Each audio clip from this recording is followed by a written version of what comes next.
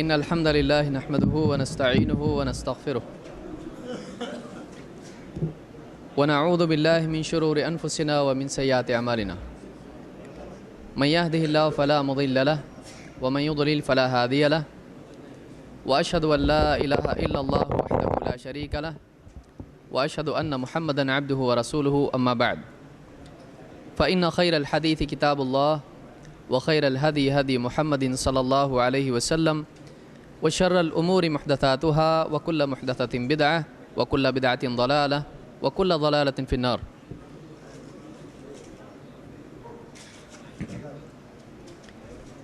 قال النبي صلى الله عليه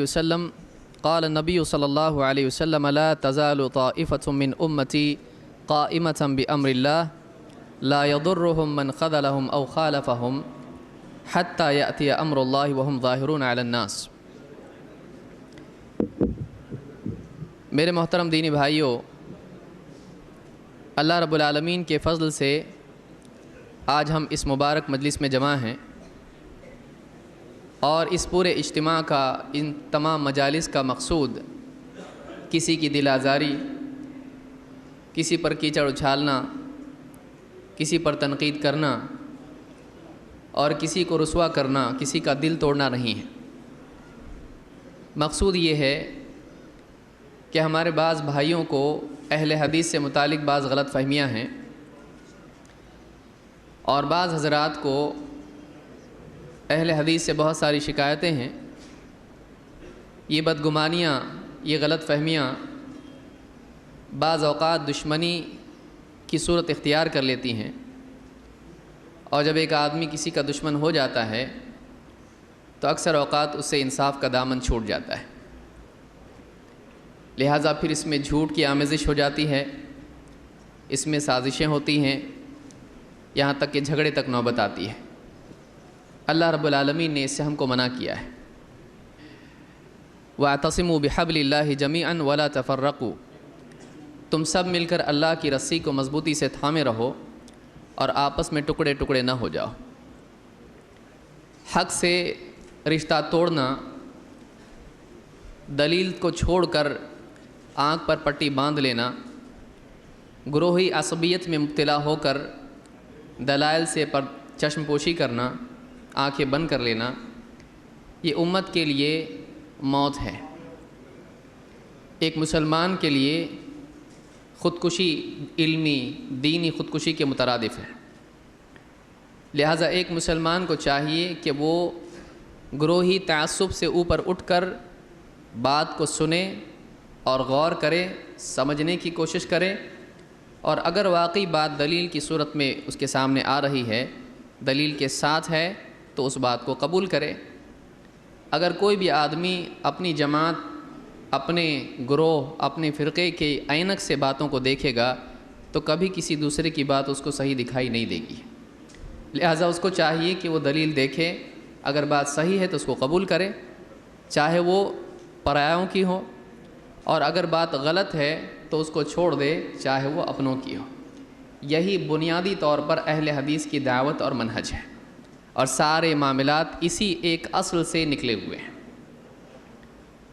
کہ حق کو قبول کیا جائے اور غلطی اور خطا کو چھوڑ دیا جائے، پھر یہ نہ دیکھا جائے کہ حق کہاں سے مل رہا ہے اور غلطی کس کی ہے۔ اصل دھیان بات پر رکھا جائے، بولنے والوں کی صورت دیکھ کر، ان کی نسبتیں دیکھ کر باتوں کو قبول کرنا اور رد کرنا یہ اسلامی طریقہ نہیں ہے۔ بہرحال اللہ کے نبی صلی اللہ علیہ وسلم فرماتے ہیں لا تزال طائفة من امتی، میری امت میں ایک گروہ، ایک جماعت، ایک طائفہ ہمیشہ قائمۃ بامر اللہ، اللہ کے حکم پر قائم رہے گی۔ ایک گروہ ہمیشہ اللہ کے حکم پر، حق پر قائم رہے گا۔ لا يضرهم من خذلهم او خالفهم، ان کی مخالفت کرنے والے اور ان کا ساتھ چھوڑنے والے ان کو نقصان نہیں پہنچا پائیں گے۔ حتی یأتی امر اللہ وہم ظاہرون علی الناس، یہاں تک کہ اللہ کا فیصلہ یعنی قیامت آ جائے، قیامت تک وہ لوگوں پر ہمیشہ غالب رہیں گے۔ یہ بخاری کی اور مسلم کی حدیث ہے، اور الفاظ مسلم کے ہیں۔ ابن ماجہ کی حدیث میں ہے، اس کے الفاظ ہیں لا یبالون من خذلہم ولا من نصرہم۔ یہ گروہ حق پر اتنا قائم ہوگا، حق کی قبولیت کے اعتبار سے، حق کی اشاعت کے اعتبار سے، حق کے دفاع کے اعتبار سے اتنا مضبوط ہوگا حق پر کہ آپ صلی اللہ علیہ وسلم فرماتے ہیں لا یبالون من خذلہم ولا من نصرہم۔ اس گروہ کو کوئی پرواہ نہیں ہوگی کہ کون ان کی مخالفت کر رہا ہے اور کون ان کا ساتھ دے رہا ہے۔ ان کو یہ پرواہ نہیں ہوگی کہ ہمارے ساتھ تھوڑے لوگ ہیں یا زیادہ، ہماری میجورٹی ہے کہ مائنورٹی، ہم لوگ مادی اعتبار سے طاقتور ہیں یا کمزور، تو اس کی ان کو کوئی پرواہ نہیں ہوگی۔ وہ حق پر رہیں گے اور حق پر ہونا ہی ان کے لیے سب سے بڑی قوت ہوگی، اس لیے کہ حق ہی کے ساتھ میں اللہ کی نصرت ہوتی ہے۔ اللہ کی نصرت کثرت وسائل اور کثرت اسباب اور قلت اور کثرت والے معاملات پر نہیں ہوتی ہے۔ اللہ کی مدد ہوتی ہے سچائی کے ساتھ، ایمانداری، امانت داری اور دلیل کی پیروی کے ساتھ میں۔ ایک آدمی جب سچائی کی پیروی کرتا ہے، حق کی پیروی کرتا ہے، تو اللہ رب العالمین کی مدد اس کے ساتھ ہو جاتی ہے۔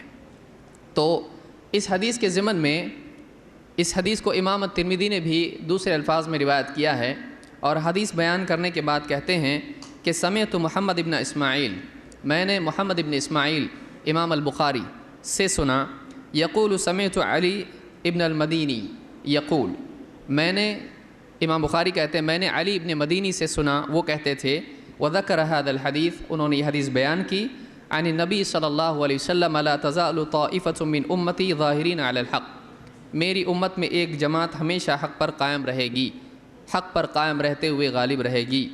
فقال علی ہم اہل الحدیث، علی ابن مدینی کہتے ہیں کہ وہ اہل الحدیث ہیں، وہ جماعت اہل الحدیث ہے۔ اہل الحدیث، بعض لوگوں کی غلط فہمی یہ ہے کہ اہل الحدیث سے مراد حدیث کے فن کے ماہرین ہیں، لیکن سوال یہ ہے کہ اگر یہ جماعت اہل الحدیث ہے جو حق پر قائم رہے گی، اس جماعت کو اہل باطل کے مقابلے میں استعمال کیا گیا ہے۔ اگر اہل الحدیث ہی سے مراد ہیں تو پھر مفسرین اور اسی طرح سے فقہا کیا اس میں شامل نہیں ہوں گے؟ اہل الحدیث، اگر کوئی آدمی کہتا ہے کہ اہل الحدیث سے مراد صرف حدیث کے علم کے ماہر ہیں، تو امت جانتی ہے کہ فنی اعتبار سے مختلف شعبے دین کے ہیں، اور علماء کی ایکسپرٹیز اور اس میں ان کا فن میں ماہر ہونا، کوئی مفسر کے نام سے مشہور ہے، کوئی محدث کے لقب سے مشہور ہے، کوئی مؤرخ ہے، اور کوئی فقیہ کے لفظ سے مشہور ہے۔ تو اگر اس سے صرف محدثین لے لیا جائے تو باقی لوگ کیا اہل حق میں نہیں آتے ہیں؟ کیا وہ طائفہ منصورہ میں سے نہیں آتے ہیں؟ وہ کیا اس جماعت میں سے نہیں آتے ہیں جن کے ساتھ اللہ کی مدد ہے؟ یہاں مراد اہل باطل کے مقابلے میں اہل حق کو ذکر کیا جا رہا ہے، نہ کہ دین کے علم کے اعتبار سے، فنون کے اعتبار سے فیلڈ کا ذکر کیا جا رہا ہے کہ صرف محدث ہیں جو اہل حق میں سے ہوں گے، صرف محدث ہیں جن کے خلاف کسی کی کچھ نہیں چلے گی۔ یہاں مراد یہ نہیں ہے۔ ہم یہ مانتے ہیں کہ اس میں محدثین بھی آتے ہیں، اس میں فقہا بھی آتے ہیں، اس میں مفسرین بھی آتے ہیں، اس میں اہل حق اللہ والے اور ائمہ سب آتے ہیں۔ ورنہ اگر ایک آدمی اس حدیث سے محدثین مراد لے رہا ہے تو وہ فقہا کے ساتھ ظلم کر رہا ہے، وہ مفسرین کے ساتھ ظلم کر رہا ہے، وہ ان سب کو اس جماعت سے خارج کر رہا ہے، تو وہ ان کا بھلا نہیں چاہ رہا، ان کا برا چاہ رہا ہے۔ ہمارے نزدیک اس میں سارے اہل حق آتے ہیں، اور مجموعی طور پر ان کا جو لقب ہے وہ اہل الحدیث ہے۔ اس کا یہ مطلب نہیں کہ وہ قرآن کے ماہر نہیں، اس کا مطلب یہ نہیں کہ وہ فقہا نہیں، اس کا یہ مطلب نہیں کہ تاریخ کے بارے میں ان کو علم نہیں، بلکہ ان کو وہ علوم ہیں، لیکن مجموعی طور پر ایک لقب اگر سب کے لیے ہے تو وہ اہل الحدیث ہیں۔ وجہ اس کی یہ ہے کہ بہت سارے فرقے قرآن کریم کے فہم کے اعتبار سے گمراہ ہوئے، انہوں نے اپنے من مانے معنی قرآن سے اخذ کیے۔ اس وقت میں سلف نے کہا کہ ہم قرآن کی تفسیر اپنی عقل سے نہیں کرتے، بلکہ انہوں نے حدیث کو اپنے لیے اسوہ اور حدیث کو اپنے لیے دلیل بنایا کہ دین کے معنی سمجھنے کے لیے، قرآن کی تفسیر کے سمجھنے کے لیے سب سے پہلا ذریعہ قرآن کے بعد اللہ کے نبی صلی اللہ علیہ وسلم کی حدیث ہے۔ یہی بات قرآن کریم میں اللہ رب العالمین نے فرمائی، وَأَنزَلْنَا إِلَيْكَ الذِّكْرَ لِتُبَيِّنَ لِلنَّاسِ مَا نُزِّلَ إِلَيْهِمْ وَلَعَلَّهُمْ يَتَفَكَّرُونَ۔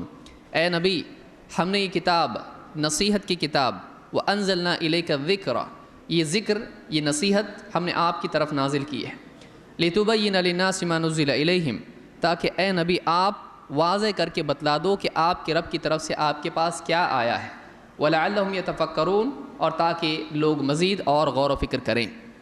تو اللہ رب العالمین نے اس آیت میں خود بتلا دیا کہ قرآن نصیحت کی کتاب ہے، اور یہ نصیحت محمد عربی صلی اللہ علیہ وسلم کی طرف نازل کی گئی، اور آپ کو یہ ذمہ داری دی گئی کہ قرآن کے معنی و مطالب، اس کی تفسیر، اس کے معنی آپ لوگوں کو بتائیں۔ لہٰذا اللہ کے نبی صلی اللہ علیہ وسلم نے تمام احکام کے سلسلے میں، عقائد کے سلسلے میں آپ نے لوگوں کو رہبری دی۔ جیسے بہت ساری یعنی شہداء کے بارے میں، وہ زندہ ہیں، آپ نے بتایا، مسلم کی حدیث میں آپ نے بتایا کہ وہ پرندوں کے پیٹ میں ہوتے ہیں، جنت میں ہوتے ہیں۔ یا اسی طرح سے آپ نے جب قرآن کی آیت نازل ہوئی کہ حتی یتبین لکم الخیط الابیض من الخیط الاسود من الفجر، صبح کی سفید دھاری رات کی کالی دھاری سے الگ ہو جائے، تو آپ نے بتایا کہ اس سے مراد یہ افق پر ہے، تکیے کے نیچے کے دھاگے نہیں۔ ایسی کئی مثالیں آپ کو قرآن و سنت میں ملیں گی کہ اللہ کی طرف سے آیات نازل کی گئیں اور اللہ کے نبی صلی اللہ علیہ وسلم نے اس کے واقعی معنی بتائے، کیونکہ اگر اس کے بغیر اس کو سمجھا جاتا تو غلطی پیدا ہو سکتی تھی، غلط فہمی ہو سکتی تھی۔ لہٰذا اہل الحدیث یہ وہ لوگ ہیں جو قرآن و سنت کی اتباع کرتے ہیں اور اس کے مطابق جو باتیں ہوتی ہیں ان کو قبول کرتے ہیں، اور اس سے ٹکرانے والی باتوں کو قبول نہیں کرتے ہیں۔ یہ بنیادی طور پر ہمارا منہج ہے اور یہی ہمارا بنیادی اصول ہے۔ آئیے، بہت تھوڑا وقت ہمارے پاس ہے، اس مختصر سے وقت میں کچھ بنیادی منہجی باتیں اہل حدیث کے بارے میں اور کچھ بنیادی عقائد اہل الحدیث کے ہم دیکھتے ہیں۔ میرے پاس اتنا وقت نہیں کہ تفصیل سے اس موضوع پر گفتگو ہو، اس لیے کہ بہت بڑا موضوع ہے، آپ سمجھ سکتے ہیں، منہج اور عقیدہ دونوں ایک ساتھ بیان کرنا ایک بہت بڑی چیز ہے۔ میں منہج کو پہلے اس لیے بیان کر رہا ہوں، اس لیے کہ منہج کا بگاڑ ہی عقیدے کے بگاڑ کا سبب بنتا ہے۔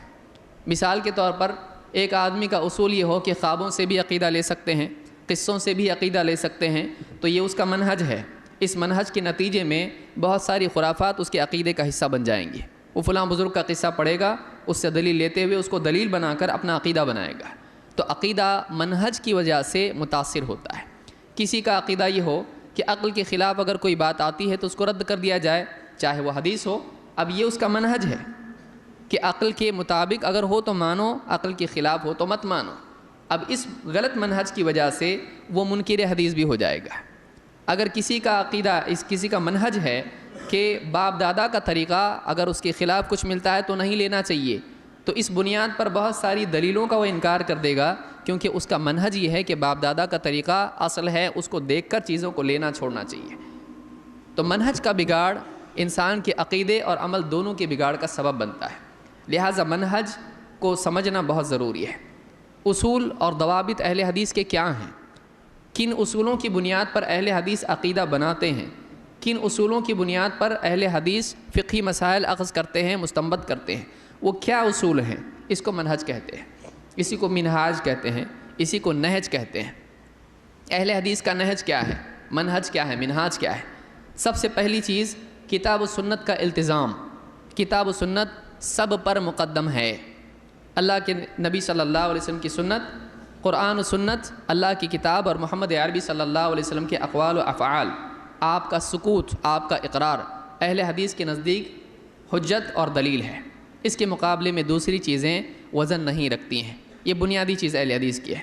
اللہ تعالیٰ نے منافقین کے بارے میں کہا، وَإِذَا قِيلَ لَهُمْ تَعَالَوْا إِلَى مَا أَنزَلَ اللَّهُ وَإِلَى الرَّسُولِ، اے نبی، جب لوگوں سے کہا جاتا ہے، وَإِذَا قِيلَ لَهُمْ، جب ان لوگوں سے کہا جاتا ہے، تَعَالَوْا إِلَى مَا أَنزَلَ اللَّهُ وَإِلَى الرَّسُولِ، آؤ اللہ کی طرف آؤ، اللہ نے جو نازل کیا اس کی طرف آؤ اور رسول کی طرف آؤ۔ اللہ نے جو نازل کیا اس کی طرف آؤ اور اللہ کے رسول کی طرف آؤ، فیصلے کے لیے، مسائل کے حل کے لیے، حقائق کی وضاحت کے لیے۔ رأیت المنافقین یصدون عنک صدودا، تو تم دیکھو گے کہ منافقین آپ سے کترا کے نکل جاتے ہیں، اس کے لیے تیار نہیں ہوتے ہیں۔ اللہ رب العالمین نے ان لوگوں کو منافق قرار دیا جو اللہ اور اس کے رسول کے فیصلے سے کتراتے ہیں، اللہ اور اس کے رسول کے فیصلے کے لیے تیار نہیں ہوتے ہیں۔ لہٰذا ایک مسلمان کو یہ بہت سنگین مسئلہ ہے کہ وہ اللہ اور اس کے رسول کی بات کے لیے ہمیشہ تیار رہے۔ اگر وہ نہیں تیار ہوتا ہے تو گویا کہ اسی صف میں ہمارا شمار ہو سکتا ہے۔ اللہ ہم سب کی حفاظت فرمائے۔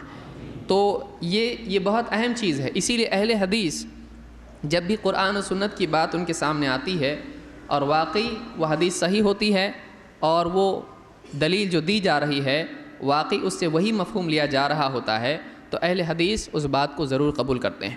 کتاب و سنت سر آنکھوں پہ، اس کو قبول کیا جائے گا۔ اس کے مقابلے میں دوسری جو باتیں ہیں، چاہے سماج ہو، چاہے کوئی بڑی شخصیت ہو، چاہے کوئی بھی ہو، اہل حدیث کے نزدیک قرآن و سنت کے مقابلے میں دوسروں کی بات دلیل نہیں بنتی ہے۔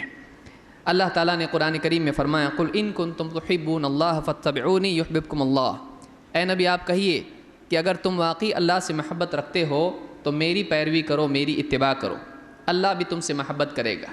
وَيَغْفِرْ لَكُمْ ذُنُوبَكُمْ وَاللَّهُ غَفُورٌ رَحِيمٌ، اور مزید یہ کہ اللہ تمہارے گناہوں کی مغفرت بھی فرمائے گا، اور اللہ تعالیٰ بڑا غفور ہے، بڑا رحیم ہے، مغفرت کرنے والا، رحم فرمانے والا ہے۔ اللہ کی رحمت اور اللہ کی مغفرت کا حصہ پانے کے لیے اہل حدیث کا عقیدہ یہ ہے کہ اہل حدیث کا اصول یہ ہے کہ اگر کوئی آدمی چاہتا ہے کہ اللہ کی مغفرت اس کو ملے، اللہ کی رحمت اس کو ملے، تو اس کو چاہیے کہ اللہ کے نبی صلی اللہ علیہ وسلم کی سنت کی اتباع کرے۔ معلوم یہ ہوا کہ اللہ کے نبی صلی اللہ علیہ وسلم کی سنت کی اتباع کے بغیر کوئی آدمی اللہ کا محبوب نہیں بن سکتا ہے، لہٰذا کسی اور شخصیت کی طرف اپنا انتساب کرنا اور کہنا کہ ہم کو ان کی ساری باتیں ماننی پڑیں گی، اس آیت کا کیا جواب ہے؟ ایک آدمی کے سامنے جب نبی کی بات آئے، نبی کا عمل آئے، اور اس کے مقابلے میں اگر وہ کسی اور کی بات کو اور عمل کو لیتا ہے کہ فلاں تو ایسا کرتے ہیں، فلاں تو ایسا نہیں کرتے ہیں، اور اللہ کے نبی صلی اللہ علیہ وسلم کی حدیث کو تأویل کے ذریعے سے یا کسی اور ذریعے سے پس پش ڈال دیتا ہے، تو قیامت کے دن اللہ کے سامنے جواب دینے کے لیے اس کے پاس کیا ہے؟ اور وہ کس طرح سے یہ سمجھتا ہے کہ وہ اللہ کا محبوب بن سکتا ہے جبکہ وہ نبی صلی اللہ علیہ وسلم کی سنت کو چھوڑ رہا ہے؟ تو ہمارے نزدیک پہلی چیز یہ ہے کہ کتاب و سنت سب پر مقدم ہے۔ ایک آدمی کو اللہ کا مقرب بننے کے لیے قرآن و سنت کی پیروی لازم ہے، یہ پہلا اصول ہمارا ہے۔ اسی طرح سے دوسری چیز یہ ہے کہ کتاب و سنت کی عملی تطبیق کے لیے ہم صحابہ یعنی سلف کی طرف رجوع کرتے ہیں۔ سلف سے مراد بنیادی طور پر ہمارے نزدیک صحابہ ہیں، تو ہم صحابہ کی طرف رجوع کرتے ہیں اور سلف کی طرف رجوع کرتے ہیں۔ سلف وہ ہیں جو ہم سے پہلے گزرے ہیں، صحابہ، تابعین، تبع الاتباع، اس طرح سے جو لوگ صحابہ کے منہج پر رہے، جنہوں نے صحابہ ہی کا طریقہ اختیار کیا، وہ ہمارے نزدیک یہ تین طبقات ہیں، یہ بھی ہمارے نزدیک قابل اقتداء ہیں۔ لیکن مجموعی طور پر کبھی ایسا ہوتا ہے کہ ان میں کسی چیز میں اختلاف ہو جاتا ہے، تو ایسی صورت میں ہم قرآن کریم کی آیت فَإِن تَنَازَعْتُمْ فِي شَيْءٍ فَرُدُّوهُ إِلَى اللَّهِ وَالرَّسُولِ، اگر تم میں کسی چیز میں اختلاف ہو جائے تو اس معاملے کو اللہ اور اس کے رسول کی طرف پھیر دو، کے اوپر عمل کرتے ہیں۔ لیکن اگر مجموعی طور پر سلف میں اختلاف کسی مسئلے میں نہیں ہوتا ہے، وہ سب کے سب اس پر جمع ہو جاتے ہیں، وہ وہی فہم رکھتے ہیں، ایک ہی فہم رکھتے ہیں، تو ہم سلف کی طرف رجوع کرتے ہیں۔ وہی ہم بھی اپنا فہم بناتے ہیں، ہم الگ سے اپنا کوئی نیا نظریہ قائم نہیں کرتے ہیں۔ اگر صحابہ میں سے کسی نے کوئی بات کہی ہے اور اس کے بالمقابل کسی صحابی کی بات نہیں ہے، اگر سلف کسی ایک چیز پر قائم ہیں اور اس میں کوئی اختلاف نہیں ہے، تو ہمارے نزدیک یہ بھی حجت ہے، یہ بھی دلیل ہے۔ بہت سارے لوگ کہتے ہیں آپ لوگ صحابہ کو نہیں مانتے، یہ بہت بڑا ظلم ہے، یہ غلط فہمی ہے یا پھر جھوٹ ہے۔ ایک آدمی یہ کہے کہ صحابہ کو نہیں مانتے، ہم صحابہ کو مانتے ہیں، لیکن آپ جانتے ہیں کہ تمام علماء کے نزدیک اگر آپ مصنف ابن ابی شیبہ، مصنف عبد الرزاق، سنن البیہقی یا اسی طرح سے دوسری کتابوں کا مطالعہ کریں تو آپ کو ملے گا کہ بہت سارے مسائل میں صحابہ میں باہم اختلاف ہے، لیکن اس میں دوسرے جو مسلک اور مذہب اور دوسرے بھی علماء جو ہیں وہ دو میں سے ایک کو اختیار کرنے پر مجبور ہو جاتے ہیں، وہ ساری باتوں کو قبول نہیں کرتے ہیں۔ تو ایسی صورت میں ان کا اصول کیا ہے؟ ہمارا اصول یہ ہے کہ فَإِن تَنَازَعْتُمْ فِي شَيْءٍ فَرُدُّوهُ إِلَى اللَّهِ وَالرَّسُولِ، اگر سلف میں، صحابہ میں، تابعین میں کسی مسئلے میں اختلاف ہوتا ہے تو جس کے قول کے لیے قوی دلیل ہوتی ہے، علاقائی عصبیت کو چھوڑتے ہوئے، مسلکی عصبیت کو چھوڑتے ہوئے ہم اس کی بات کو لیتے ہیں جو دلیل سے اقرب ہو، جو دلیل کے عین مطابق ہو۔ اللہ تعالیٰ نے قرآن کریم میں فرمایا وَالسَّابِقُونَ الْأَوَّلُونَ مِنَ الْمُهَاجِرِينَ وَالْأَنصَارِ وَالَّذِينَ اتَّبَعُوهُمْ بِإِحْسَانٍ رَضِيَ اللَّهُ عَنْهُمْ وَرَضُوا عَنْهُ رضی اللہ عنہم ورضوا عنہ۔ اللہ تعالیٰ فرماتا ہے والسابقون الاولون، وہ پہل سبقت لے جانے والے مہاجرین میں سے بھی اور انصار میں سے بھی، والذین اتبعوہم بإحسان، اور پھر وہ لوگ بھی جنہوں نے مہاجرین اور انصار کی بہترین طور پر پیروی کی، اتباع کی، رضی اللہ عنہم ورضوا عنہ، اللہ ان سے راضی ہو گیا اور وہ اللہ سے راضی۔ اس آیت سے بات معلوم ہوتی ہے کہ مہاجرین اور انصار جو صحابہ کے دو مستقل طبقے تاریخ میں معروف ہیں، حدیثوں میں معروف ہیں، جن کا نام خود اللہ کی طرف سے دیا گیا تھا، تو یہ جو طبقے ہیں صحابہ ہیں، ان کی پیروی کرنے میں اللہ تعالیٰ کی رضا ہے، یہ اہل حدیث کا عقیدہ ہے۔ لیکن یہاں پر کسی ایک صحابی کا نام دوسرے کے مقابلے میں ذکر نہیں کیا جا رہا ہے۔ والذین اتبعوہم میں سب کی طرف اشارہ ہے کہ سارے صحابہ جس چیز پر جمع ہو جائیں، سارے صحابہ کا مجموعی طور پر بلا خلاف اگر کوئی عمل یا کوئی منہج یا اصول یا عقیدہ ہوتا ہے تو یہ دین میں حجت ہے، یہ دین میں حجت ہے، اس کو ماننا ضروری ہے۔ یہی وجہ ہے کہ ابو بکر صدیق رضی اللہ تعالیٰ عنہ کی خلافت کا مسئلہ ہو، یا اللہ کے نبی صلی اللہ علیہ وسلم کی واقعی وفات کا معاملہ ہو، آپ کی تدفین کا معاملہ ہو، آپ کے غسل دینے کا معاملہ ہو، اس طرح سے سارے کئی معاملات امت کو پیش آئے، صحابہ جس چیز پر جمع ہو گئے پوری امت نے اس کو تسلیم کر لیا۔ کچھ چیزوں میں صحابہ میں اختلاف ہوا، کئی مسائل میں اختلاف ہوا۔ اگر آپ مصنف ابن ابی شیبہ، مصنف عبد الرزاق وغیرہ کتابیں دیکھیں، آپ کو ملے گا کہ کئی فتاویٰ میں صحابہ کے مختلف فتاویٰ ہیں۔ تو ایسی صورت میں اہل حدیث کا منہج کیا ہے؟ اس میں وہ دلیل کے مطابق جس کی بات ہے اس کو لیتے ہیں، لیکن کسی دوسرے پر تان نہیں کرتے ہیں۔ جو صحابی پر تان کرتا ہے وہ اپنی آخرت خراب کرتا ہے، جو صحابی کے بارے میں بد کلامی کرتا ہے یا بے ادبی کرتا ہے، گستاخی کرتا ہے، وہ اپنی آخرت خراب کرتا ہے۔ تو اہل حدیث کے نزدیک یہ جائز نہیں ہے۔ اس حدیث سے جو آگے میں بیان کر رہا ہوں، ایک بات یہ معلوم ہوتی ہے کہ آخری زمانے میں جب مسلمانوں میں اختلاف ہوگا تو اس زمانے میں بھی وہی لوگ کامیاب ہوں گے جو صحابہ کے منہج پر ہوں۔ اللہ کے نبی صلی اللہ علیہ وسلم فرماتے ہیں تفترق امتی علی 73 ملہ، میری امت 73 فرقوں میں بٹ جائے گی، کلہم فی النار الا ملۃ واحدہ، سب کے سب جہنم میں جائیں گے سوائے ایک ملت، ایک گروہ کے۔ صحابہ نے پوچھا قالوا ومن ہی یا رسول اللہ، اے اللہ کے رسول وہ کون ہوں گے، وہ ایک گروہ، وہ ایک فرقہ کون سا ہوگا؟ قال ما انا علیہ واصحابی، آپ نے فرمایا کہ وہ جس پر میں اور میرے صحابہ ہوں گے، جس پر میں اور میرے صحابہ ہیں۔ بعد والا طبقہ، بعد والی جماعت، بعد والا فرقہ جو اس منہج، اصول، عقیدے، راستے پر ہوں گے جس پر میں اور میرے صحابہ ہیں، وہی جنتی ہیں۔ معلوم ہوا کہ آخری زمانے تک نبی کریم صلی اللہ علیہ وسلم کی سنت اور صحابہ کا منہج، ان دونوں کی ضرورت رہے گی۔ کوئی یہ نہیں کہہ سکتا ہے صحابہ کا معاملہ مدون نہیں تھا، صحابہ کے نصوص اور ان کے سارے دلائل اور ان کی ساری فقہ اور ان کے عقائد مدون نہیں ہیں، لہٰذا ہم کو صحابہ کی ابھی پیروی نہیں کرنا چاہیے۔ یہ کیا کہہ رہا ہے؟ صحابہ کی ایک بات بھی کسی صحابی کی ملتی ہے، کیا یہ ضروری ہے کہ پورا فقہ ان کا مدون ملے تبھی ان کی بات مانیں گے؟ کیا قرآن میں یہ بات ہے؟ کیا حدیث میں اس طرح کی بات کہی گئی ہے کہ جس کی بات مدون مل جائے اسی کی بات آپ کو ماننا ہے؟ یہاں پر مجموعی طور پر صحابہ کے بارے میں کہا گیا ہے کہ جس پر میں اور میرے صحابہ ہیں، وہ عقیدہ، وہ منہج، وہ طریق، وہ راستہ، وہ سبیل جس پر میں اور میرے صحابہ ہیں۔ تو جب معلوم ہو جائے کہ اللہ کے نبی صلی اللہ علیہ وسلم نے یہ سکھایا ہے اور صحابہ اس کو مانتے تھے، تو پھر اس تفصیل میں نہیں جانا چاہیے کہ فلاں صحابی کی فقہ مدون تھی یا نہیں تھی، وہ بات مان لینا چاہیے۔ کیوں مدون ہوگی تو بات صحیح ہوگی، مدون نہیں ہوگی تو بات غلط ہو جائے گی، مشکوک ہو جائے گی۔ یہ اصول کہاں سے لائے آپ؟ ایک بھی بات صحابی کی ملتی ہے تو اس کو مان لینا چاہیے، اس کو مان لینا چاہیے۔ صحابی کو ماننے کا یہ مطلب ہے، یہ نہیں کہ آپ یہ تلاش کرنا شروع کریں کہ ان کی مستقل مدون فقہ ہے کہ نہیں ہے۔ یہ کس نے آپ کو اصول بتایا؟ نہ یہ اصول اماموں کا ہے، نہ یہ اصول قرآن و سنت سے مستنبط ہے۔ صحابہ کی ماننا اس طرح سے ماننا چاہیے۔ ہاں اگر ان کی بات آپس میں اختلاف ہو جائے تو پھر قرآن کا اصول ہے فَإِن تَنَازَعْتُمْ فِي شَيْءٍ فَرُدُّوهُ إِلَى اللَّهِ وَرَسُولِهِ، جب آپس میں تم میں اختلاف ہو جائے تو یہاں تم سے مراد خود صحابہ ہیں اولاً، کیونکہ آیت جب نازل ہوئی تو اس وقت میں مسلمان صحابہ تھے۔ تو جب تم میں اختلاف ہو جائے، تو صحابہ میں جب اختلاف ہو جائے تو اللہ تعالیٰ نے کسی ایک صحابی کے قول کو نہیں کہا کہ تم بھی اپنی جگہ حجت ہو، تم بھی اپنی جگہ حجت ہو، تم بھی اپنی جگہ حق پر ہو، تم بھی اپنی جگہ حق پر ہو، تم بھی دلیل، تم خود دلیل ہو۔ اللہ نے یہ نہیں کہا۔ اللہ نے کہا کہ تم میں اگر آپس میں اختلاف ہوتا ہے تو اللہ اس کے رسول کی طرف معاملے کو پلٹا دو۔ تو معلوم ہوا کہ صحابہ کے اختلاف کے وقت میں ضروری ہو جاتا ہے کہ یہ دیکھیں کہ واقعی اللہ اور اس کے رسول سے کیا فیصلہ آتا ہے۔ اور خود صحابہ کی زندگی میں ایسا ہوتا تھا، ان کی اپنی زندگی میں جب آپس میں دنیوی معاملات میں یا دینی معاملات میں کچھ اختلاف ہو جاتا تو وہ کس کے پاس جاتے ہیں؟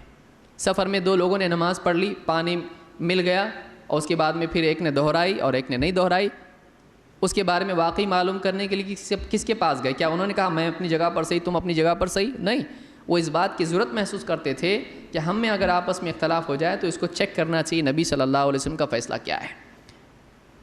سفر میں لوگ تھے اور اس سفر میں معلوم ہوا کہ اندھیرے کی وجہ سے، بادل کی وجہ سے، بدلی کی وجہ سے معلوم نہیں ہو پایا قبلہ کہاں ہے، تو اللہ کے اس وقت میں صحابہ نے کچھ نے کہیں پر نماز پڑھ لی، بعد میں پھر نبی صلی اللہ علیہ وسلم کی خدمت میں آ کر بیان کیا کہ ایسا ہوا ہے، آپ نے کسی کو بھی نماز دہرانے کے لیے نہیں کہا۔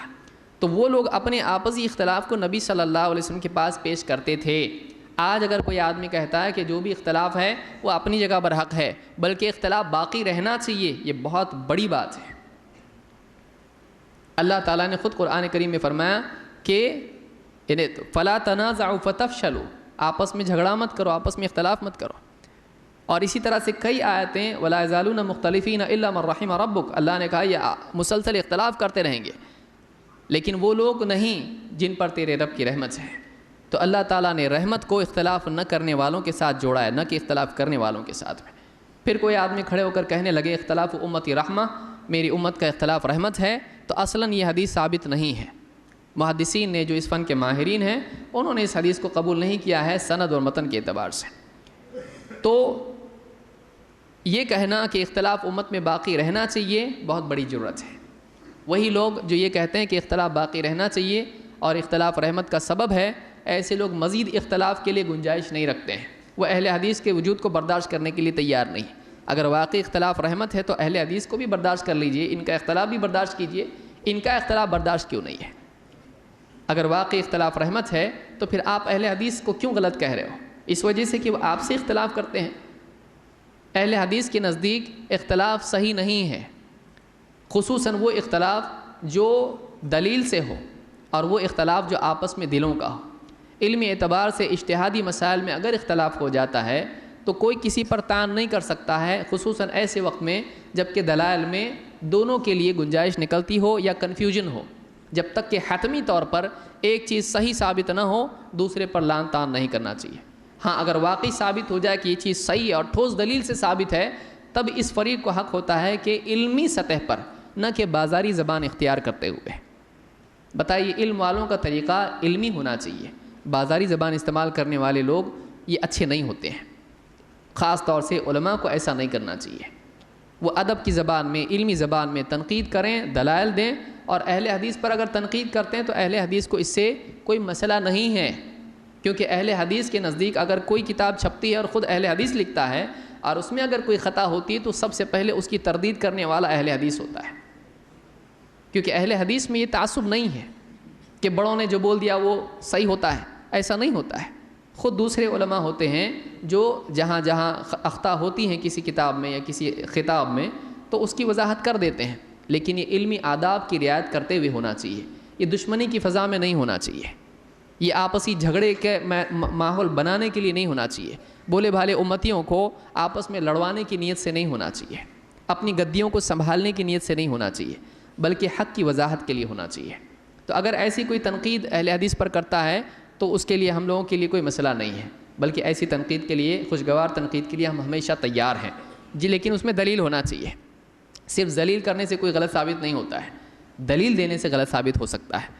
کوئی آدمی یہ کرتا ہے، عام طور سے بعض لوگ اہل حدیث کو گالی گلوچ کر کے یہ سمجھتے ہیں کہ ہم نے اہل حدیث کی تردید کر دی، یہ تردید نہیں ہے، یہ اہل حدیث کی تائید ہے، کیونکہ ایک آدمی خود اس طرح کی زبان استعمال کر کے اہل حدیث کے مقابلے میں اپنے آپ کو چھوٹا بنا لیتا ہے، وہ آدمی خود اپنے آپ کو غلط ثابت کرتا ہے جو اہل حدیث کو گالیاں دیتا ہے۔ تو یہ واقعی، اور میں شکر گزار ہوں لوگوں کا جو بے اصولی کی بنیاد پر اہل حدیث کی تردید کرتے ہیں، اس لیے کہ اسی کی وجہ سے اہل حدیث بہت بڑھ رہے ہیں۔ بہت سارے لوگ بے اصولی کے ساتھ اہل حدیث کی جو تردید کرتے ہیں اور چیخ پکار کرتے ہیں اور اہل حدیث کو لعن طعن کرتے ہیں، تو اگر آپ سے ابھی کہا جائے بھائی پیچھے پلٹ کے مت دیکھو تو کئی لوگ دیکھیں گے۔ تو یہ انسان کی فطرت میں ہے، اہل حدیث کی بات مت سنو، اہل حدیث کے پاس مت جاؤ، یہ گمراہ لوگ ہیں، ایسے ہیں ویسے ہیں۔ دیکھیے دنیا اتنی چھوٹی نہیں ہے، چھوٹی ہے، اتنی بڑی نہیں ہے کہ ایک آدمی کا دوسرے سے کبھی سابقہ پیش نہیں آئے گا، کبھی نہ کبھی کہیں نہ کہیں بازار میں، مسجد میں، کہیں نہ کہیں اس کو اہل حدیث ملتا ہے، اور جب واقعی وہ دیکھتا ہے کہ اہل حدیث کیا مانتا ہے کیا نہیں مانتا ہے تو اس کو واقعی شوق لگتا ہے۔ دو شوق لگتے ہیں، ایک تو یہ کہ میں غلط فہمی میں تھا، دوسرا یہ کہ مجھ کو دھوکہ دیا گیا ہے۔ اور وہ دھوکہ دینے والا کوئی عام آدمی نہیں تھا، وہ تھا جس پہ میں اپنے سے زیادہ بھروسہ کرتا تھا. جب یہ باپ سے زیادہ بھروسہ کرتا تھا، باپ کی نہیں مانتا تھا، اس کی مانتا تھا. واقعی جب اس کو یہ شوق لگتا ہے کہ مجھ کو دھوکہ دیا گیا ہے، پھر وہ آدمی اس کے سارے مسائل سے 5 منٹ میں فری ہو جاتا ہے. تو اتنی ساری محنت 5 منٹ میں فری ہو جاتی ہے. اس کو بھروسہ جب ٹوٹ جاتا ہے جھوٹ کی وجہ سے، دھوکے کی وجہ سے، خیانت کی وجہ سے، تو فوراً وہ سوچتا ہے کہ نہیں، اب ان کی کوئی بات بھروسے کے لائق نہیں ہے. پھر وہ اہل حدیث کے پاس آتا ہے، پوچھتا ہے بھائی آپ کا کیا بتاؤ.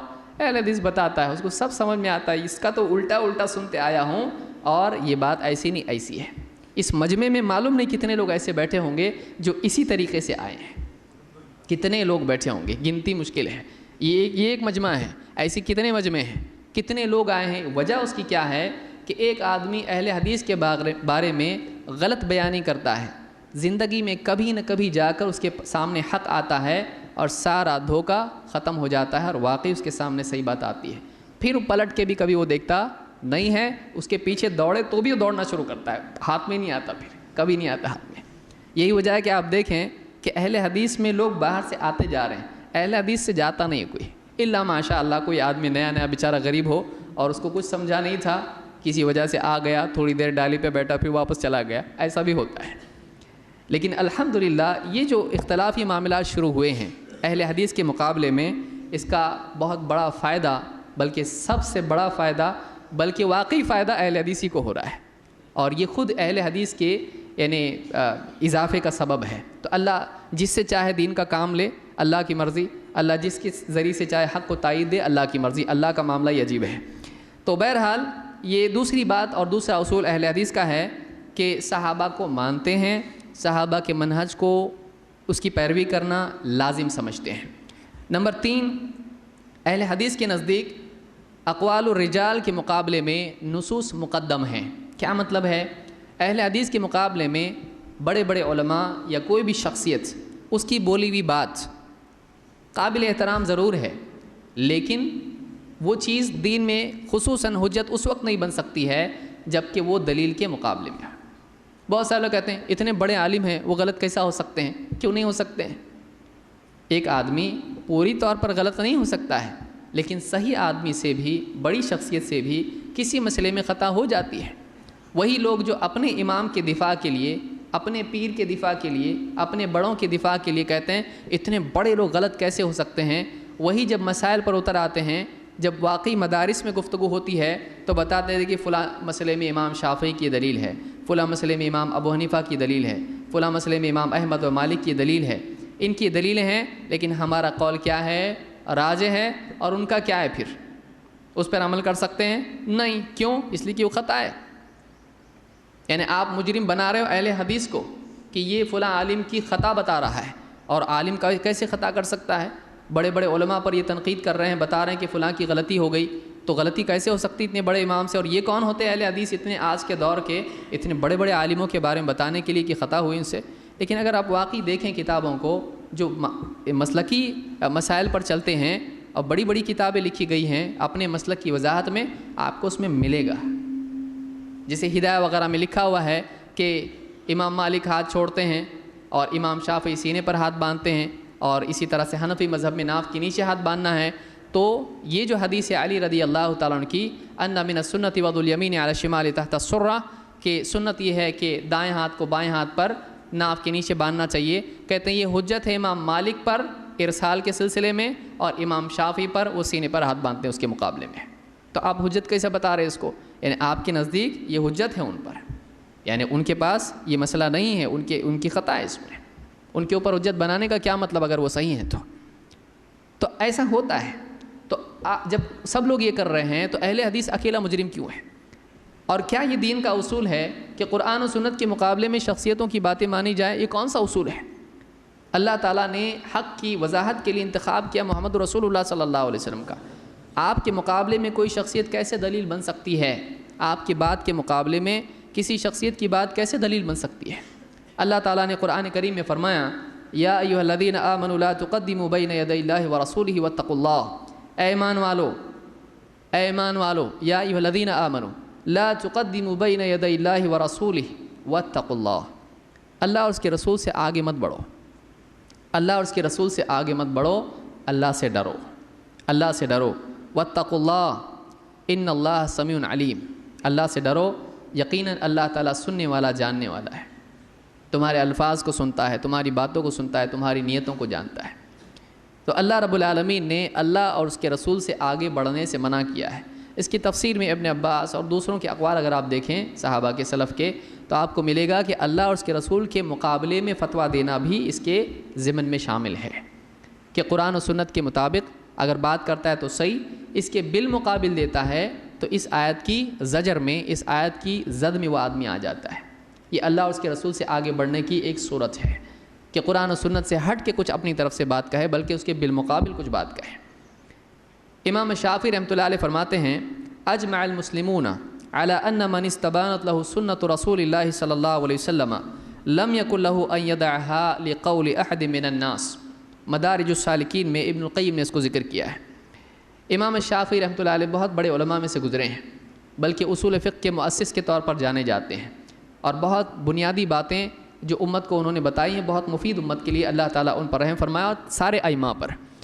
امام شافعی رحمۃ اللہ علیہ فرماتے ہیں اجمع المسلمون علی ان من استبانت له سنت رسول اللہ صلی اللہ علیہ وسلم، ساری امت کا اجماع ہے اس بات پر، ساری امت کا اس بات پر اجماع ہے کہ جس شخص کے لیے، جس شخص کے سامنے اللہ کے نبی صلی اللہ علیہ وسلم کی سنت واضح ہو جائے، اس کے لیے یہ جائز نہیں ہے لم یکن له ان یدعها لقول احد من الناس، کسی شخصیت کی وجہ سے وہ اللہ کے نبی صلی اللہ علیہ وسلم کی سنت چھوڑ دے، اس کے لیے ہرگز یہ روا نہیں ہے، ہرگز یہ جائز نہیں ہے، ہرگز اس کے لیے اس بات کی گنجائش نہیں ہے۔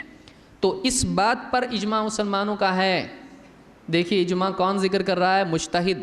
اجماع کی تعریف جو ہوتی ہے، آپ سنے بھی ہوں گے خطابات میں جو اس سے پہلے ہوئے ہیں، یا باہر بھی جو خطابات ہوئے ہیں اس کو پڑھا ہوں میں، کیا کیا بولا گیا ہے۔ اس میں آپ نے سنا ہوگا کہ اجماع امت کے مجتہدین کا ہوتا ہے۔ ان پڑھ لوگ سب جمع ہو جائیں، چلو بھائی ہم کو کچھ سمجھتا نہیں ہے، چلو ہم ایک اجماع کر لیتے ہیں۔ ایسا اجماع کر سکتے ہیں کسی دواخانے میں ڈاکٹر کے مقابلے میں سارے پیشنٹ مل کے اجماع کر لیں کہ آپریشن ایسا ہونا چاہیے، آپ تیار ہوں گے اس کے لیے؟ اس کو کچھ بھی معلوم نہیں ہے۔ وہ آدمی جو خود مریض ہو، وہ اپنا علاج خود نہیں کر سکتا ہو، جو جانکار نہیں ہو، ایسے لوگ مل کر جو کسی اور کے پیچھے چل رہے ہوں اس وجہ سے کہ ان کو دکھائی نہیں دیتا ہے، ایسے لوگ مل کے راستہ بتانے والے بن جائے، بتائیے کیسا ہو سکتا ہے ایسے مسائل میں جن میں ان کے سامنے کوئی واضح دلیل نہیں ہے۔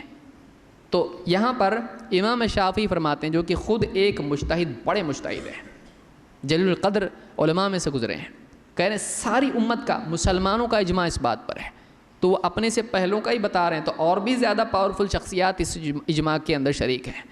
اجمع المسلمون علی ان من استبانت له سنت رسول اللہ صلی اللہ علیہ وسلم، کہ جس شخص کے لیے نبی صلی اللہ علیہ وسلم کی سنت واضح ہو جائے، معلوم پڑ جائے کہ یہ سنت ہے، لم یکن له ان یدعها لقول احد من الناس، کسی شخصیت کی وجہ سے، چاہے وہ کوئی بھی شخصیت ہو، اللہ کے نبی صلی اللہ علیہ وسلم کی سنت کو وہ چھوڑ نہیں سکتا ہے۔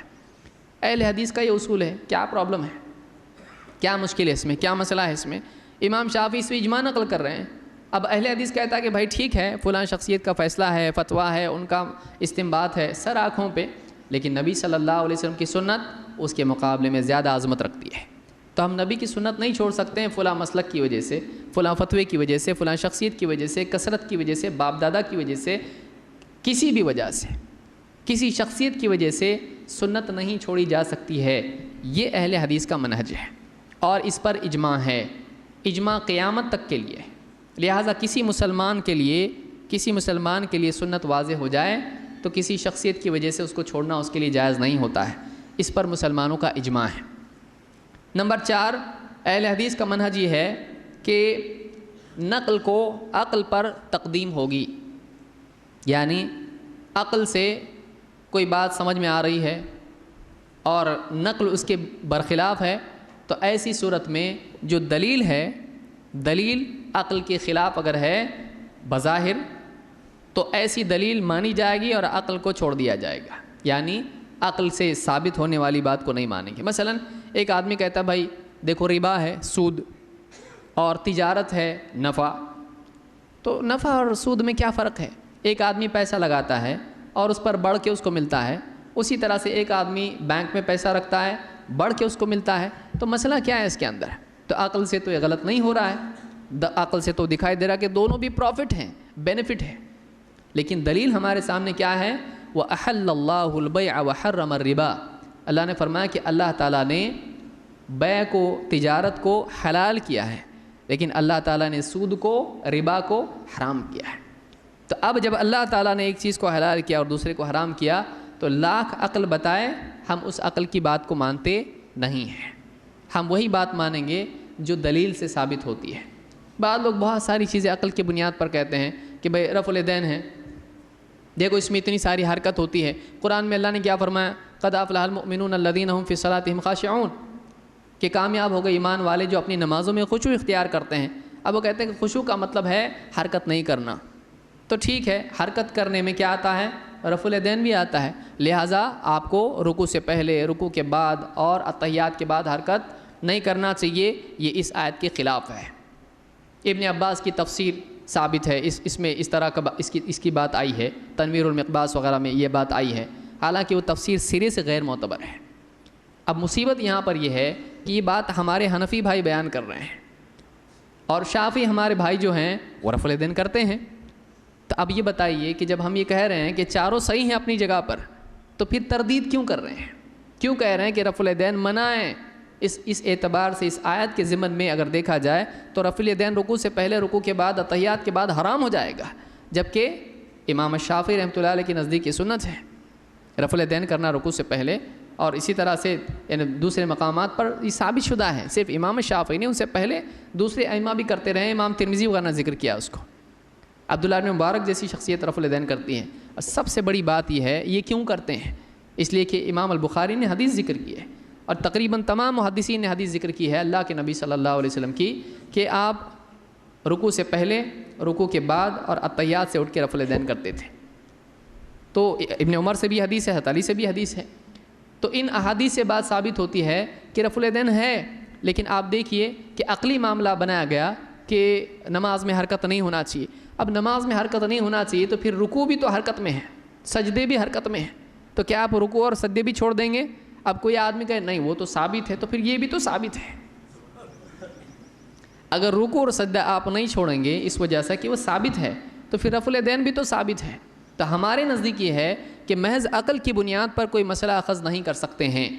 عقل میں ایک بات آ رہی ہے، فائدہ ہو رہا ہے، یوں ہو رہا ہے، آپ کی عقل میں وہ فائدہ دکھائی دیتا ہے، لیکن واقعی اللہ کے نزدیک وہ نقصان ہو سکتا ہے۔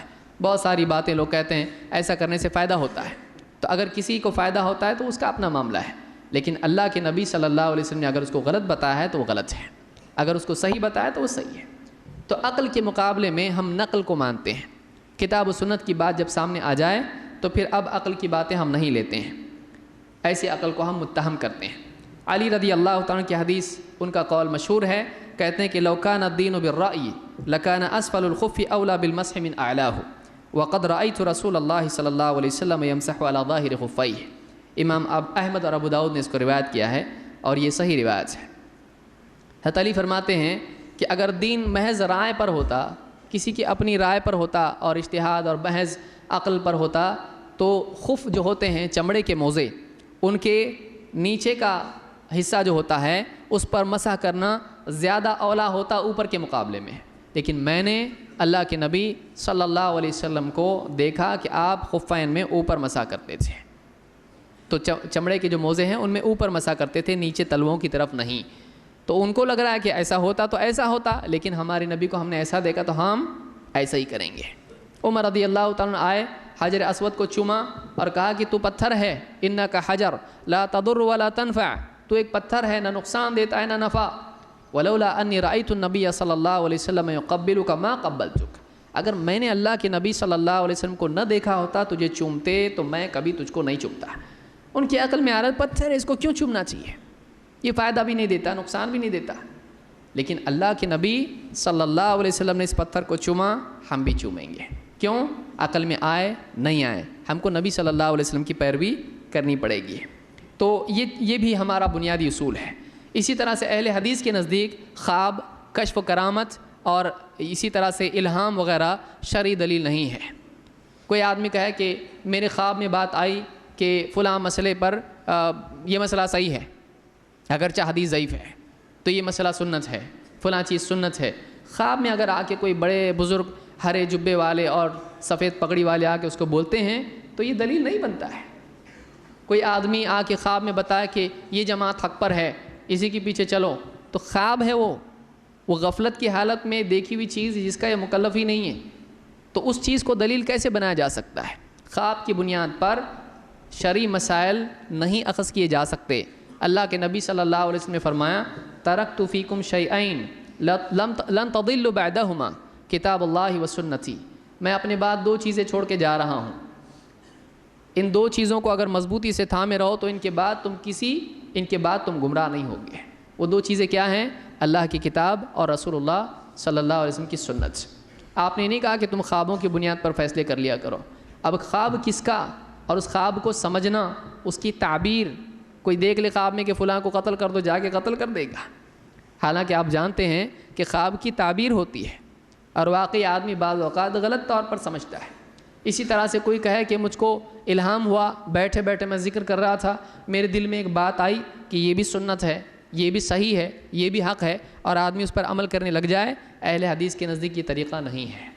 کسی کے دل میں آنے والے خیالات شرعی دلیل نہیں ہوتے ہیں، کہ کسی کو الہام ہو جائے کہ فلاں عمل کرنا چاہیے، اس میں فائدہ ہے، اس میں نور ہے، کسی کو نور دکھنے بھی لگے کہ فلاں صاحب جو ہے حق ہو کرنے لگے اور ان میں سے بالکل نور نکلنا دکھائی دے کسی کو، تو یہ دلیل ہے؟ یہ کوئی دلیل نہیں ہے۔ اس طرح کی دلیلیں دلیل نہیں ہوتی ہیں۔ اگر ہوتی تو اللہ کے نبی صلی اللہ علیہ وسلم اس کو شریعت کے لیے ماخذ بتاتے، یہ شریعت کا ماخذ نہیں ہے، ان کو قرآن و سنت پر پیش کرنا پڑے گا۔ یہ صحیح بھی ہو سکتا ہے، غلط بھی ہو سکتا ہے۔ خواب کی تعبیر قرآن و سنت کی روشنی میں اور اسی طرح سے سلف کے اقوال کی روشنی میں دیکھی جائے تو اس کے بعد سمجھ میں آ سکتا ہے کہ خواب سچا ہے، خواب جھوٹا ہے، یا اسی طرح سے کوئی خیال دل میں آیا، قرآن و سنت پر پیش کیا، پھر سمجھ میں آئے گا کہ ہاں یہ بات دل میں آئی ہوئی بات صحیح ہے، یا غلط بھی ہو سکتی ہے۔ لہٰذا اہل حدیث کے نزدیک خواب اور الہام اور کشف اور اسی طرح سے کرامت یہ بھی دلیل نہیں ہے۔ فلاں صاحب پانی پہ چلتے ہیں اس لیے یہ صراط مستقیم پر چلتے ہیں، کوئی دلیل نہیں ہے۔ کسی کا پانی پر چلنا اس کو ہدایت کے راستے پر چلنے والا نہیں بناتا۔ کسی کا کچھ عجیب و غریب چیزیں کر کے بتا دینا، کسی جماعت کا عجائبات کا جمع کر لینا اس کو حق پہ نہیں کرتا ہے۔ ورنہ آپ دیکھیں کہ بہت سارے درگاہوں کے ساتھ میں ایسے ایسے قصے جڑے ہوئے ہیں کہ آپ کو وہ اللہ کے نبی صلی اللہ علیہ وسلم کے معجزات میں بھی نہیں ملیں گے ایسی چیز۔ ایسے ایسے بزرگوں کے قصے آپ کو ملیں گے، فلاں بزرگ ذکر کرتے تھے، سر یہاں جاتا تھا، ہاتھ یہاں جاتا تھا، پاؤں وہاں جاتا تھا، ٹکڑے ٹکڑے ہوتے تھے، ہر ٹکڑے سے اللہ کا ذکر نکلتا تھا۔ کون سا ذکر کا طریقہ یہ ہے؟ اللہ کے نبی صلی اللہ علیہ وسلم صحابہ سے ذکر نہیں کرتے تھے، اور وہ ذکر کیا ہے جو آدمی کے ٹکڑے کرے؟ آپ بتائیے ایسا کون سا ذکر ہے؟ ایک آدمی کو متفرق کر دے، ٹکڑے ٹکڑے کر دے، اس کو نقصان پہنچائے، ایسا ذکر کرنا بھی نہیں چاہیے آدمی کو۔ اہل حدیث کے نزدیک سنت دلیل ہے، چاہے وہ سمجھ میں آئے یا نہ آئے۔ آج نہیں آ رہی سمجھ میں، کل آئے گی۔ جیسے ڈاکٹر کی دوا ہے، وہ کیسے پیٹ میں جا کے کام کرے گی ہم کو نہیں سمجھتا، کیسے اس سے تکلیف کم دور ہوگی نہیں سمجھتا ہم کو، لیکن ہم وہ دوا کھاتے ہیں۔ ہم اللہ کے نبی صلی اللہ علیہ وسلم کو اس سے لاکھ کروڑ زیادہ گنا بہتر سمجھتے ہیں، اس میں برابری ہی نہیں ڈاکٹر کے ذات میں۔ آپ صلی اللہ علیہ وسلم اللہ کی طرف سے بھیجے ہوئے تھے، آپ نے جو بتایا آج سمجھ میں نہیں آ رہا، زندگی بھر ہماری سمجھ میں بات نہ آئے ہم اس کو مانتے ہیں۔ کیوں؟ اس لیے کہ ہم کو یقین ہے آپ اللہ کے رسول ہیں، آپ نے جو بتایا وہ حق ہے۔ میری سمجھ میں اگر نہیں آ رہا ہے تو میری عقل ناقص ہے، میری عقل کے نقص کی وجہ سے میں نبی کی باتوں سے کیوں محروم ہو جاؤں؟ ناقص عقل کے ساتھ میں نبی کی بات پر کیوں شک کروں؟ تو یہ ہمارا اصول ہے۔ لہٰذا ہم خواب، کرامت، کشف، الہام وغیرہ کو دینی حجت نہیں مانتے، اور میرے علم کی حد تک کسی بھی امام نے ان کو حجت نہیں مانا ہے۔ چاروں امام میں سے آپ بتا دیں کسی نے اس کو دین میں شرعی ماخذ بتایا؟ ہمارے یہاں بھی یہ نہیں ہے، لیکن آج بدقسمتی سے بہت سارے لوگ اسی میں مبتلا ہیں، اسی کی بنیاد پر وہ فیصلے کرتے ہیں حق اور باطل کے۔ نمبر 6، اہل حدیث کے نزدیک ضعیف آثار اور روایات کے مقابلے میں صحیح اور حسن سے استدلال صحیح ہے۔ ہم ضعیف حدیثوں پر عمل نہیں کرتے، اس کو دلیل نہیں مانتے، اور یہی محققین کا طریقہ ہے۔ امام الشافعی رحمۃ اللہ علیہ کو آپ دیکھیے، امام الشافعی نے رد کیا امام ابو حنیفہ رحمۃ اللہ علیہ کے اس مسئلے میں۔ امام ابو حنیفہ کے نزدیک ایک روایت دارقطنی کی ہے کہ لا ربا فی دار الحرب، दारुल-हर्ब में रिबा नहीं। ये जो रिवायत है, ये इस रिवायत से इमाम अबू हनीफा रहमतुल्लाह अलैह ने इस्तदलाल किया है कि दारुल-हर्ब में रिबा ली जा सकती है, सूद लिया जा सकता है। अब सूद कुरान की नस है, व अहल्लल्लाहुल बैअ व हर्रम रिबा, अल्लाह ने रिबा को हराम कर दिया है। लेकिन इमाम अबू हनीफा के नज़दीक दारुल-हर्ब में रिबा ली जा सकती है, बल्कि बाज़ ने कहा कि दी नहीं जा सकती है, ली जा सकती है, सूद लिया जा सकता है। बल्कि बाज़ किताब में लिखा कि जो है आपस में मुसलमान भी दारुल-हर्ब में सूदी मामला कर सकते हैं। बहरहाल उसकी बहुत तफसील है, अलग से कभी उसको देखा जा सकता है। लेकिन इमाम शाफ़ी ने इस बात को रद्द किया, इमाम अबू यूसुफ ने उसको ज़िक्र किया है, इमाम शाफ़ी ने उसको रद्द किया। क्यों? इसलिए कि इमाम शाफ़ी के नज़दीक वो रिवायत मोतबर नहीं है, वो रिवायत मुरसल है, उसको मखहूल ने रिवायत किया है, और अल्लाह के नबी सल्लल्लाहु अलैहि वसल्लम और मखहूल की मुलाकात नहीं है, मखहूल ताबई है, मखहूल शामी। तो इमाम शाफ़ी रहमतुल्लाह अलैह के नज़दीक मुरसल रिवायत दलील नहीं होती है, इल्ला ये कि वो सईद बिन मुसैब या सईद बिन जुबैर वगैरह से आई हो, अकाबिर ताबईन से जिनका इल्म सहाबा से मिला हो। तो इमाम शाफ़ी ने इस मसले को रद्द किया। तो इमाम शाफ़ी के नज़दीक ये मसला गलत है। इसमें यानी दारुल-हर्ब में भी रिबा का मामला शरीयत के ताबे रहेगा, वहाँ पर भी रिबा हराम है। दारुल-हर्ब जहाँ इस्लामी जंग चल रही हो, जो मुल्क ऐसा हो गया हो कि जहाँ इस्लामी हुकूमत नहीं और मुसलमान रह नहीं सकते, वहाँ पे जंग छिड़ गई हो इस्लाम के लिए, तो ऐसे मुल्क में रिबा के बारे में इमाम शाफ़ी कहते हैं ये रिवायत ज़ईफ़ है, ये रिवायत मुरसल है और हुज्जत नहीं हो सकती। ऐसी कई रिवायतें हैं। तो हमारा भी यही मनहज है, अगर आप ज़ईफ़ हदीसों को लेने लगें तो आप बताइए, सबसे पहले ये जो मसला मैंने बयान किया है, आपको सूद को भी हलाल करना पड़ेगा। सूद को भी आपको क्या करना पड़ेगा? इस हदीस की रूह से आपको सूद को भी हलाल करना पड़ेगा, क्योंकि हदीस है, लेकिन वो हदीस कैसी है? सही नहीं है, ज़ईफ़ है। लिहाजा इमाम शाफ़ी ने उसको कबूल नहीं किया। ऐसे कई मसाइल हैं जिसमें ज़ईफ़ रिवायत को इमाम शाफ़ी ने रद्द कर दिया, कहा ये रिवायत दलील नहीं है। तो हमारा भी यही उसूल है कि हम सही रिवायत से और हसन रिवायत से इस्तिदलाल करते हैं और ज़ईफ़ रिवायतों को हम कबूल नहीं करते हैं। हाँ, एक ऐसी ज़ईफ़ रिवायत हो जिसका रावी महज़ याददाश्त की वजह से कमज़ोर हो, और वही रिवायत अगर दूसरे तरीक़ से हमको मिलती है तो दोनों रिवायतें तक़वियत पाकर तादुद तुरुक़ की वजह से हसन के दर्जे तक, हसन लिग़ैरिही के दर्जे तक पहुँचती है। ये हमारा उसूल है, तफसील से इसको उलमा से पूछ सकते हैं। इमाम अल्लाह के नबी सल्लल्लाहु अलैहि वसल्लम फरमाते हैं, दअ मा यरीबुका इला मा ला यरीबुक फ़इन्न सिद्क़ तुमअनीनतुन व इन्नल कज़िब रिबा। इमाम अहमद, तिरमिज़ी, इब्न हिब्बान ने उसको रिवायत किया है, और यह हदीस सही है कि ऐसी चीज़ को छोड़ जिसमें खटक हो, शक हो, और ऐसी चीज़ को इख्तियार कर जिसमें यकीन है, जिसमें शक नहीं है। इसलिए कि फ़इन्न सिद्क़ तुमअनीना, इसलिए कि सच्चाई इत्मीनान पैदा करती है और झूठ दिल में खटक पैदा करता है, वो यकीन नहीं ला सकता है। कोई आदमी कहे ठीक है भाई ज़ईफ़ हदीस है, लेकिन ज़ईफ़ हदीस है तो क्या हुआ, लोग अमल पर तो आ जाते हैं। आप यकीन कैसे कर रहे हैं कि वाकई ये बात अल्लाह के नबी सल्लल्लाहु अलैहि वसल्लम ने कही है? किसी आदमी को उस बात पर अमल पर लाने के लिए आपको यकीन दिलाना पड़ेगा कि वाकई ये नबी की बात है। फिर सारे मुहद्दिसीन ने जो बता दिया कि ये साबित शुदा नहीं है, मालूम ये हुआ कि ये हदीस वाकई अल्लाह के नबी सल्लल्लाहु अलैहि वसल्लम ने कही, इसका कोई पुख्ता सबूत नहीं है। फिर एक आदमी कैसे कहे कि वाकई अल्लाह के नबी सल्लल्लाहु अलैहि वसल्लम ने कहा या किया? हम ऐसी निस्बत यकीनी तौर पर नबी से नहीं जोड़ सकते हैं। लिहाजा अहले हदीस के नज़दीक सही अहादीस व आसार पर एतमाद किया जा सकता है, करना चाहिए, लाजिम है, लेकिन ज़ईफ़ अहादीस पर या ज़ईफ़ आसार पर एतमाद हम नहीं करते हैं। ये आप देखेंगे उम्मत में कई खुराफात इसी वजह से फैली हैं कि सही और ज़ईफ़ का फ़र्क नहीं किया गया। कई लोग अंगूठे चूमते हैं, जब अज़ान में नाम आता है अल्लाह के नबी सल्लल्लाहु अलैहि वसल्लम का, अंगूठे चूमते हैं। कई लोग कब्रों के ऊपर कई आमाल करते हैं, तो वजह क्या है उसकी? उनके पास बहुत सारी ज़ईफ़ रिवायतें हैं।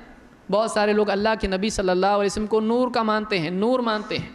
उसकी वजह क्या है? उसकी वजह ज़ईफ़ हदीसें हैं। अव्वलु शैइन खलक़ल्लाहु नूरा नबिय्यिका या जाबिर, पहली चीज़ जो अल्लाह ने पैदा की, ए जाबिर तेरे नबी का नूर है। वो लोग बेबुनियाद नहीं कह रहे हैं, उनके पास हदीस है, लेकिन वो हदीस कैसी है? सही नहीं है। अगर आप दरवाज़ा खोल दें ज़ईफ़ हदीसों का, ये भी तो हदीस है कहकर, तो आप बहुत सारी बेदीनी को दीन में दाखिल कर देंगे।